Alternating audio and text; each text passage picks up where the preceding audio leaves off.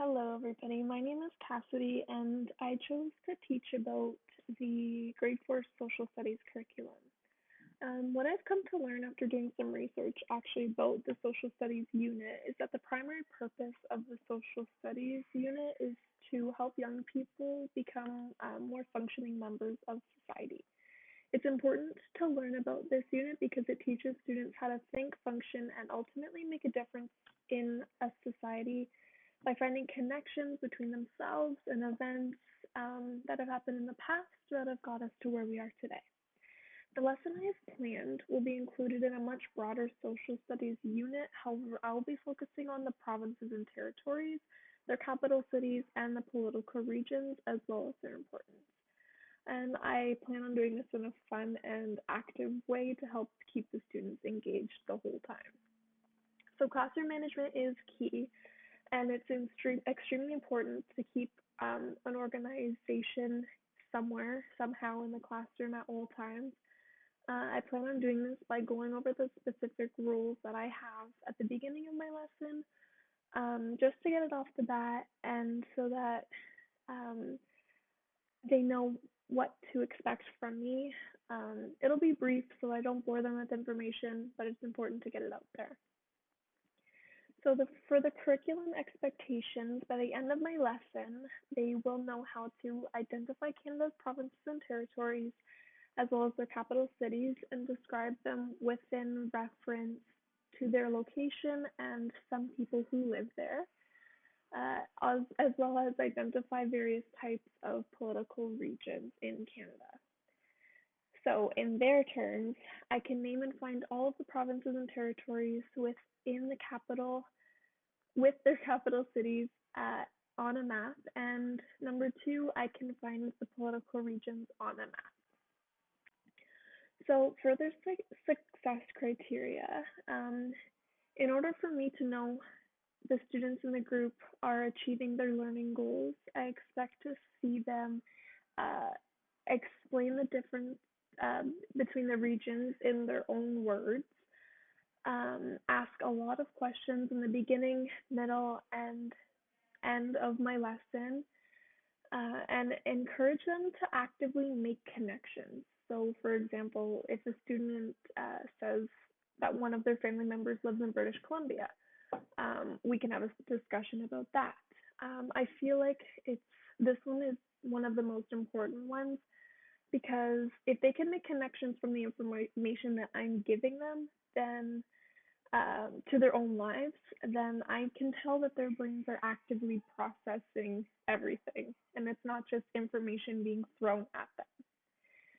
So the materials for my lesson, I plan on using scissors, the PowerPoint that I will be presenting to them, chart paper or a blackboard, whatever is available to me, glue and tapes, and pencils and pencil crayons, and the printed activity sheets. So, to start off my lesson, I'll be asking them just one question: what is a province or a territory? And depending on their answers, we will have a small discussion about their thoughts. After this small discussion, I will be showing them a small educational video about Canada and its provinces and territories, nowhere over 2 minutes long. And after the video, I'll ask them again what's a province or a territory, and I want to see if their answers change. I'll follow up that question with another, possibly how many provinces and territories are there in Canada? So to use their prior knowledge outside of the lesson, I will ask what province we live in and what is the capital of Ontario, and what is the capital of Canada, as these two usually get confused throughout all of them. I will also ask them if they have any family members or friends who live outside of Ontario to start making connections to their own lives and create a small discussion topic, also to get the students more connected with the information that I'm giving them. In order for students to know what is expected from them, I'll write out all my expectations and tasks in big letters on the board, chart paper, whatever I have. And we will also go over them orally for any auditory students in my group. Um, and I'll also be there throughout the activity to help them with any questions that they may have. So, some questions that I may ask them are, what's the difference between a province and a territory, and in what ways are they similar? What's Canada's most populous province? And if they don't know what populous means, that will just be another vocabulary that we can write down on the board and go over even more. What are the different types of political regions? What is the capital city of Ontario? And why do we have different provinces? So after my presentation, I will have a mindless cut and paste activity for them to complete. I'll give them each a blank map that they will have to color and label, just like this. And once the coloring and labeling is all complete, I'll be there to help them if they need them, or they can ask their peers. I will have them all cut the sections out and place them on a pile on their desks in front of them. So after everybody has their own pile, all mixed up together as a class, we will I will choose volunteers to come up and basically create a puzzle of the map of Canada, all the provinces and territories. And once we have a complete map that everybody has contributed to, I will find, together we will all find the political regions to make it just a little bit easier for them on them. Uh, I believe memorization is key with this sort of information because knowing all of the provinces and territories off the bat may seem a little bit overwhelming, so we don't want anybody stressed. So if we can revisit this throughout the week, and again, we have that chart of the map we can display in the classroom that they made, they can reference that throughout the whole year even.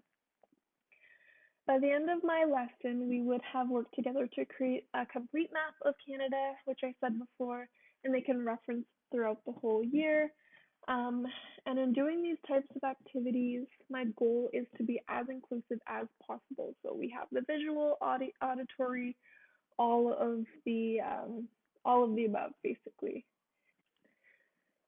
So nearing the end of the lesson, I will give them a small quiz, just to wrap up all of the information that I just gave them, again, to repeat and help them memorize where all the provinces and territories are. This quiz will be a blank map with a word bank, and they will have to fill it in based off of what we just learned and went over. I'll, of course, cover the map that we just completed together. I struggled on deciding whether to provide them with a word bank or not because it's only a small quiz. I decided to let them have one because the information is still new to them, and I figured on a bigger social studies test, they can have one without the map. So it would just be something like this, simple, just fill in the blank, basically. And at the end of my lesson, I would like to have another short, lighthearted discussion about a few things, just to bring it full circle. Cover a few things like what we went over today, what they learned, what they found interesting, any further input they may have, or any outstanding questions that they may have. I feel like this is important just to make it fun and not so much of a work-based lesson and have a fun time learning about the provinces and territories.